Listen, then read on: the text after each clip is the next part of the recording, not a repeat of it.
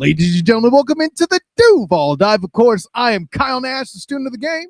And I'm Travis Holmes with BigCatCountry.com. And you're listening to this thing on the Believe Podcast Network. And listen, this isn't a miscommunication or a bad scheduling. I'm back on time, and it's just interesting as I return to the host seat here alongside of my champion, Travis D. Holmes here, the great Rateus in the building. It seemed appropriate as I get back from vacation that we talk about things remote from Duval County. It just seemed to make sense. But, and also listen, Rateus, you follow me in a good way. Not, this isn't creepy to follow. It's like, you follow me even to the Storm Surge podcast, and you were there to suggest perhaps, listen, with the enthusiasm that is Buc-ee's, they were either going to get victory brisket or therapy fudge. But you were there to help the stormtroopers get their therapy fudge out there following the storm surge. But I only mentioned that because you and Preston both, shouts to Preston as well, giving me support all over the place. And that includes the fantastic episodes that Travis did while I was gone. I got those shouts to him. And thanks to Generation Jaguars, Jordan Duuuval, for keeping that rolling. But speaking of keeping things rolling, I'm going to call it a fascinating development. I don't know that I'm disturbed yet. And this is part of why you're here, Rateus, and you know, not just because you want to spread the good cheer that you normally do from throwing in on the WINFL show. See, look at that. You even got a bell on this episode, buddy. But so yeah, Travis, pull up the graphic, man. The UK attendance or interest, perhaps, is in question, according to the NFL London account. Can't actually believe how badly the Texans versus Jaguar game is sold. Like, that's next level stuff when they're just coming right out and saying this bad. But okay, over a week of the general sale, and this is a snapshot of what the stadium looks like thus far in pre-sale. Gone are the days of selling out the first day. People are voting with their feet and staying away due to price. Now, this would be normally where I ask a question to Travis, but Rateus, I'm going to go right to you. You are there. You are the Duval Dive UK correspondent today, officially.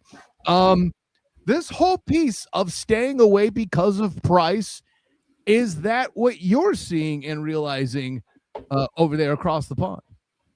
Yeah, I think it's a combination of a bunch of things. So, like, the first game I went to was the Ravens game back in 2017. And for that, my ticket was like 65 quid in the middle tier. That's nearly tripled for this year. And even the cheaper seats right up in the gods are like 85. So it's gone up a bunch, certainly a lot faster than wages have in that time. And I think also they may be saturating the market a little bit. So back then it was only England. So when I went to that first game, I was sitting next to Irish guys, Norwegian guys, German guys. The only place to see the NFL in Europe was London. So everyone had to come to London. Got games I like that you bring in that France, Spain, and in Germany this year. So it really spread out. Yeah, I like that you bring that point up, because something that we Yanks don't fully appreciate is how much easier Europeans can travel. The transit system with trains and all of this. Now, granted, you can't take a train across the channel. I mean, you could take the channel if you're bougie like that, but you take a train, you get on the ferry, boom, you're there. It's not some ridiculously insane and expensive flight like it would be to say for Travis and I to travel, let's say, just up north within the States, let alone across the pond. So I that's a good point you're bringing up there. I like that. Yeah, I think so. And it's harder for my WINFL show colleagues to get from their place to London than it is for like people from Paris come over on the train. You can get from Paris to London in like 50 minutes, just a train ride. So yeah, it's not that much further than say Orlando to Daytona. Interesting. I see. He did that there too. He's making me think about my my day with the Orlando Storm and the Storm Surge podcast there with Orlando to Daytona, keeping it relevant. I like that. Like Rateus says, though, like it sounds like it's obviously going to be a combination of factors, but then there is a lot of stuff going on right now. Because like my knee-jerk reaction as a non-UK resident, as a local Jacksonville Jaguars fan and Jacksonville Jaguars media member, I'm just looking at it like, oh man, is it that local, the UK NFL fans have just had enough? But that could that be it? Well, this isn't a terrible game, right? Like, it can't just be that. It can't just be the travel. Is it the war and the local economics that's going on in the UK? Is it the local economics that's going on in Jacksonville? There's so many ways that this can be like, all right, this it's that, or is it this? And I didn't know if any of that was even like ringing a bell as far as like, again, you got more expensive flights as far as Jaguar fans from Jacksonville talking about going over there and getting booking their tickets. You got more uncertainty locally around, and if you're just talking the local fan base, the Jacksonville, the Duval fan base. Lots of unknowns with the job market as far as June and what's going to happen with the strait being open. And this isn't a political show. We're just talking about factors. Yeah, right. The economics behind everything that's going on surrounding it. And I'm like, dude, you're not wrong. There's a lot going on to try to figure out what the heck is this? And is it just specific to this game? Or is the Jacksonville the only ones getting the notoriety because, Florio put the article out that, and, they don't really like Duval. I didn't know where to land with that. I mean, I doubt it's much political when you saw all the England fans packing out Raymond James Stadium for a friendly this weekend. They'd be put off doing that more than putting off going to Wembley to watch a Jags game. Maybe there's an element of, Saints fans, if you're traveling to London to watch to watch a team, watch a game that's not involving your team, why wouldn't you just travel to France and watch your team play in France? So maybe there's some UK NFL fans going to watch their teams playing in the other games in Europe, and that takes away from someone who's just turning up to that game as a casual rather than a fan of one of the two teams involved. And you're right, I think that the Texans are one of the less well-represented fan bases in the UK, so that takes away some of the draw as well. No, I mean, but I know too many fans. Listen, there's too many members of the Duval Dive, I should say, that would hate watch the Texans. I would think. That's assuming that the UK Jacksonville Jaguar fans have the molded hatred that the Jacksonville Jaguar fans in Jacksonville, who have literally done it for much of their adult lives, like the Jacksonville Jaguars have been in the UK. What has it been, like 14 years or no? Yeah. I don't know if it's been that long, but it's somewhere around that range. Whereas you have Jacksonville Jaguars fans who potentially know nothing but the Jacksonville Jaguars and their hatred of the Tennessee Titans, the hatred of the Texans, and since their inception in the league. So maybe that's a little bit different, I'm guessing. I know I was there in the AFC Central days, so I know the time before, but you're right. I think the Texans are moving up there because they're the biggest divisional rival and have been for the last couple of years, because Al-Shaair tried to take Trevor Lawrence's head off. That bumps them up a couple of in the rankings of teams I dislike. So, yeah, it's definitely up there. And I don't think it will be the Jags fans that are most stepping away from those ticket sales. It will be the fans of other teams who are just looking at everything else that's around now and choosing to go to other fixtures. And when you don't have just the 3 fixtures in Europe, you do have more than twice as much choice as we had 5-10 years ago. That plus the ticket prices trebling is going to reduce your numbers. Speaking of ticket prices, we did have the ticket prices already pulled up, and I looked it up right before the podcast just to try to get the most accurate current pricing. Like, I mean, you're looking at in US dollars, $208 for the cheapest price for the game in Wembley against the Texans. Whereas if you were someone, maybe I already got plans to be in the US maybe sometime in December, you could literally choose to go to the Texans Jaguars game in December for about $75 US. So you are talking about a third of the price. So like, I do understand the economics. Is like, hey man, at these rates, if I got a family of 4 or something like that, I may as well just try to figure it out another way, because it makes a lot more sense. And I get it from your guys' perspective, if that's kind of the decision that's made there. Absolutely. Yeah, well, and let me add this element too, Rateus, because I see you mentioned the saturation. I think it's that paired with the novelty going away, right? This is something that's happened a bunch. We've seen it a lot. There's other places you could go, all of that. But let's just say Wembley versus Tottenham, is because I know at American venues where you head dictates how much price you pay, right? If I go to the Kia Center to watch the Magic, I'm getting a cheaper ticket than if I go to Madison Square Garden and watch the Knicks, even in a year where they bad.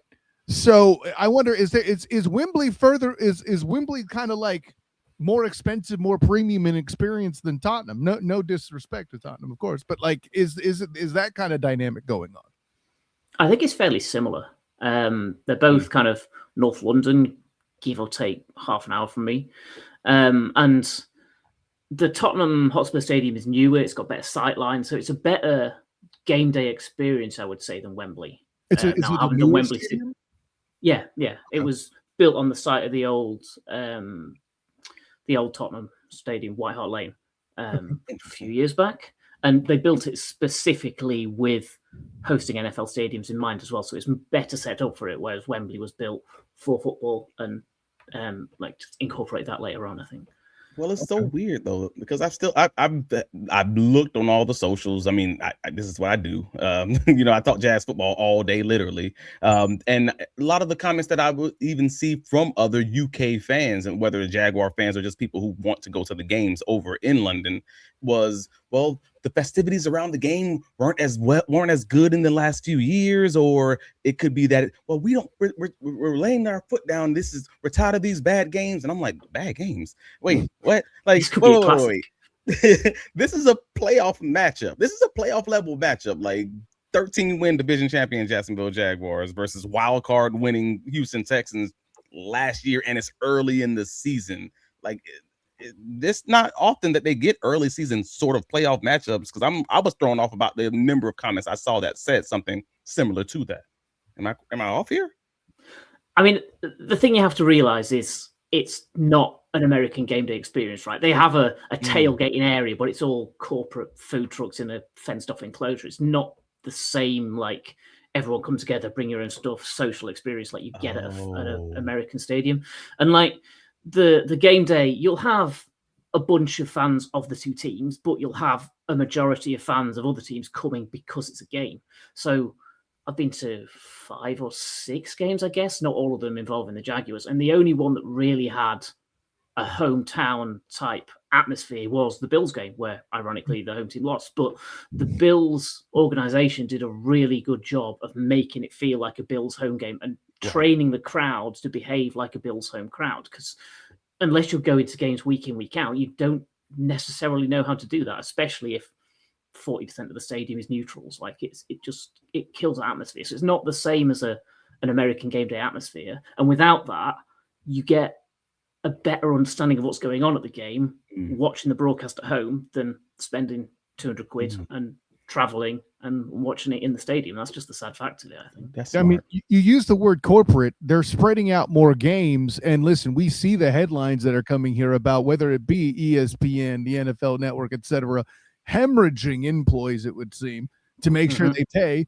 for their top talent. Now, why would that matter? It's those employees that are implying, or rather providing, that game day experience and that sort of thing, right? The marketing teams and the game day experience teams, like that's a title that they deal in. So I'm wondering if we're loosely seeing elements of that fall out here as well. You just kind of made me think of that as you said. What he just said is like the fan bases that travel best and have some organization and intelligence and intellect to teach the fan base, the local fan base over there, like how to behave as your fan base. Like, again, using the Buffalo Bills as a great example, they're historically known in the States as a team who travels well and shut down bars, tailgate, and make that community exist. They sell folding tables. No. Yes.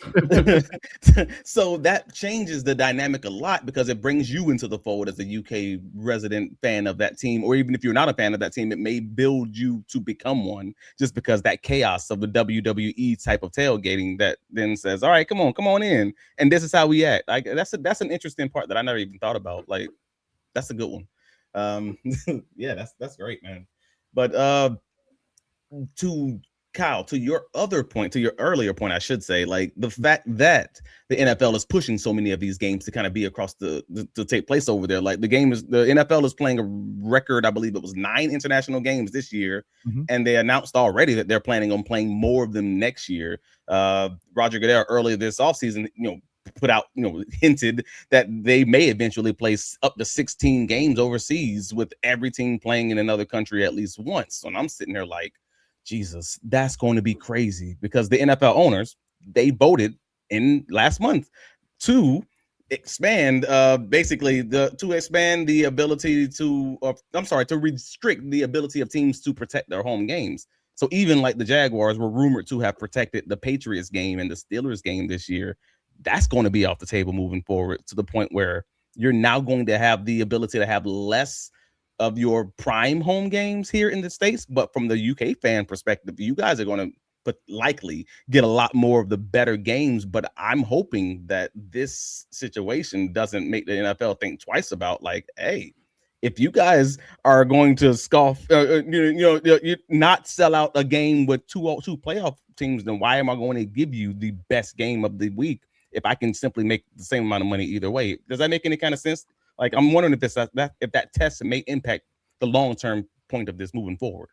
Yeah, it would make you think as an organization, maybe we take the third London game and put it in Italy somewhere else that has a fan base, because we know they had European Football League teams recently in Italy and Switzerland and places like that. So if you can find a stadium to partner up with and get a different, slightly more local fan base there, that's better than getting 60,000 in an 80,000 stadium in London, I guess.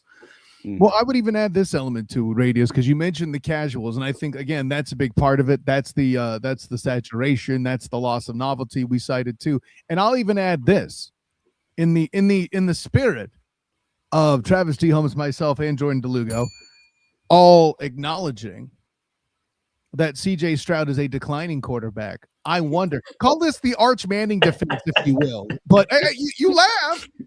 But Arch Manning not coming out in this draft completely blew up this draft. All right. I think you have the same sort of element here where CJ Stroud, it's not going to be a shootout anymore, right? And your casual fan wants to see two quarterbacks slinging it. Now, maybe that's not the kind of game Travis and I necessarily prefer. Hell, I'm an offensive lineman. I want to see some run blocking. Okay. But I think that's an element of it. I just blame CJ Stroud for this game being selling less. That's basically you're blaming his playoff performance, and that UK fans are saying, "Nah, man, that dude sucks. I'd rather watch a different game." Rateus, am I crazy? Oh, you're not a Garrett Nussmeier believer. I can feel it. No, I think it might be a benefit in the end to actual UK fans of the sport, because if the casual fans are less interested, the people who come to a game and be like, oh yeah, my favorite player is Tom Brady, even though you're at Jags Ravens, which you had last year. If you don't have the celebrities becoming because it's a day out that's popular, it can go back to being for the sports fans. And if it's more for the sports fans, you'll get a better atmosphere in the ground because there'll be more people engaged in the game, and rather than being there for the photo op. So try and look on the positive side of it and hope that's the way it slides. You may even get reasonable pricing closer to the event at that point, because at that point they just want to get rid of them. So like a late plane ticket or a late cruise at that point, that does make some sense.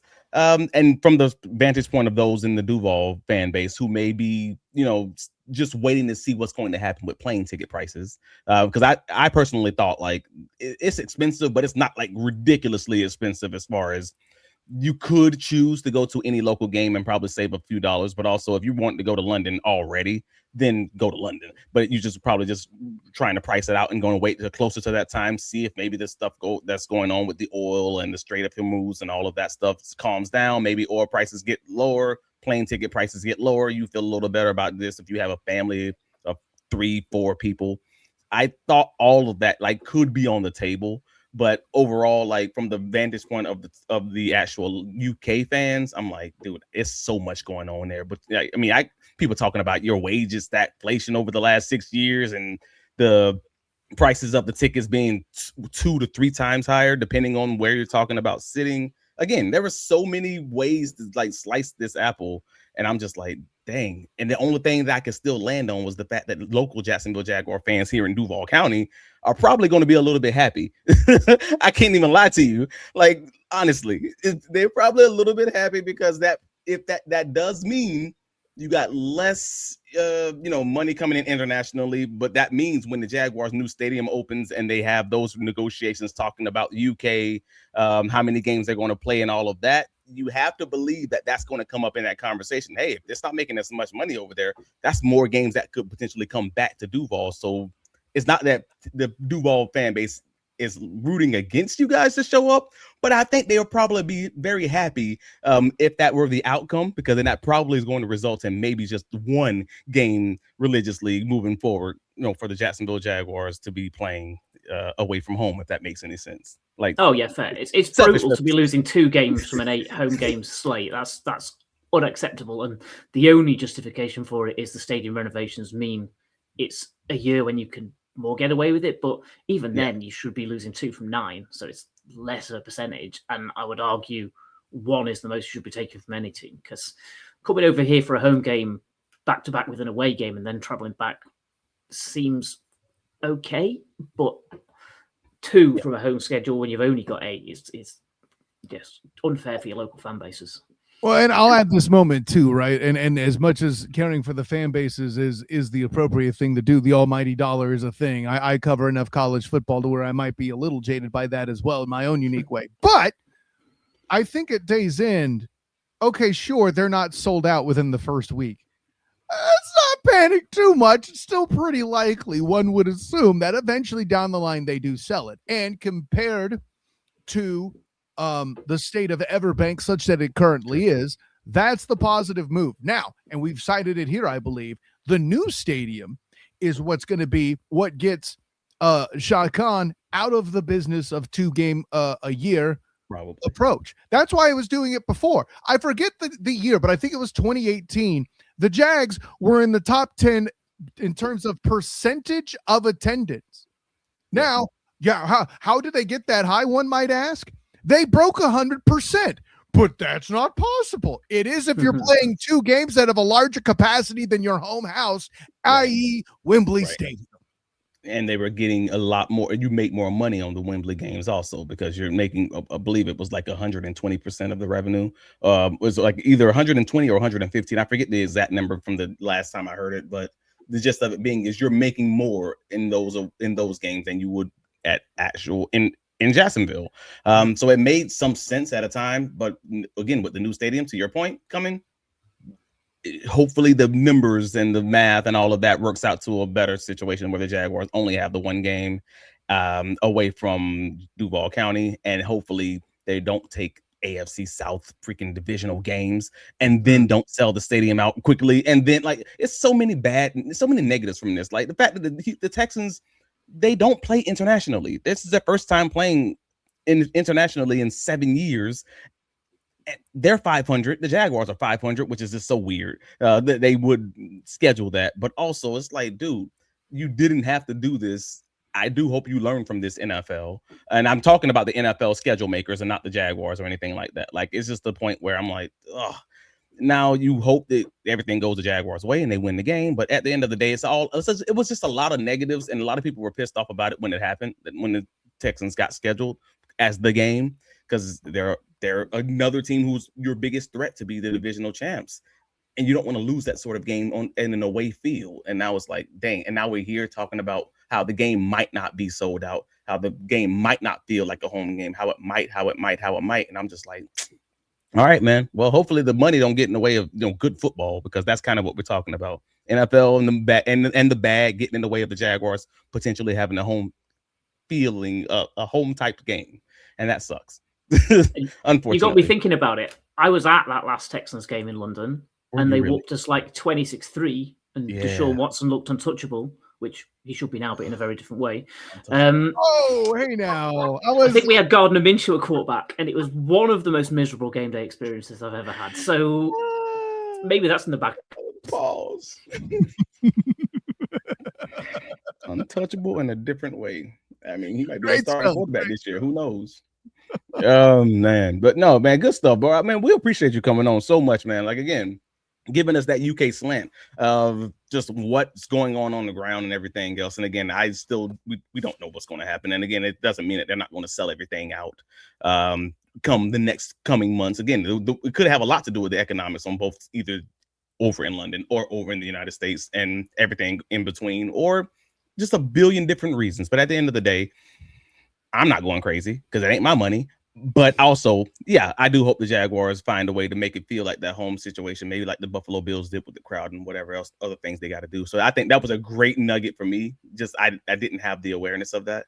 So I appreciate Shad Khan, you know. Yeah, man. Yeah, that's a great situation like that. If you can find a way to make that tailgating situation feel like it's a home game for the team, I think that would be a great, again, takeaway from my perspective, because we were already talking about going to the London game. So we're still just trying to work out those specifics. But I think that would be real interesting for sure, because we tailgate in Duval already. So this will be good. Maybe we need a slab. We're missing a slab.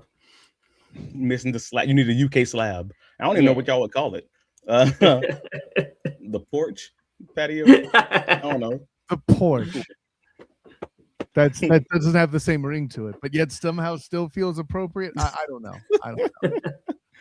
All right, bro. I mean, if you have anything else, please let the people know where you can be found. Like, let them know where you can be reached. Other than in our comments, right? Yeah. Of course. Yeah, I'm mostly found in your comment section. Rateus Johanson on Blue Sky. WINFL show has a YouTube channel, and most of those episodes go out via Spotify, I think. But the live shows with visuals go out on YouTube. So yeah, that's the other place you can find if you want to hear more English people trying to talk about the NFL. And we do our best. He's so modest, as if he doesn't know ball. Whatever this is. Yes. Champion, tell the world. Yes, and it's the WINFL show, which is, I believe we said it was the Western Isles. Am I getting that right? Correct, yes. They're up in stored away. All right. Well, you already know Travis D. Holmes on all the socials, bigcatcountry.com for all of my written material. If you don't read, it's okay. I just ask that you still click the link, because I appreciate that very much. You're helping the United Negro Fund. I have, that's what it is. PT says, have your local librarian read Travis' latest Big Cat Country article if you can't read.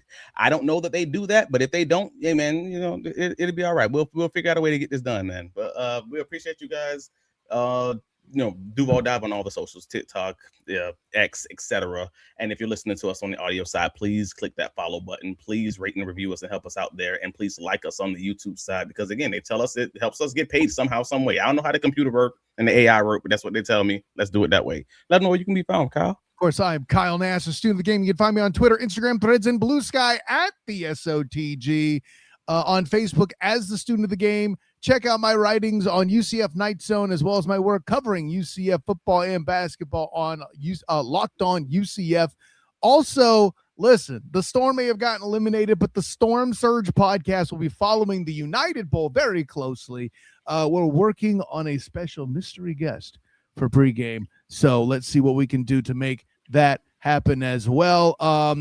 And listen, we've been going, BP and I have been doing enough stuff on the Storm Surge that we actually saw two guests of the podcast warming up together in the pregame. Shouts to Agent Zero, Fedarius Payne, as well as Fabian Lovett, and all the guys and the organization. But yeah, we're going to be still going plenty in the off season. I know BP has a BP breakdown coming up here later in the week, so make sure you check out that.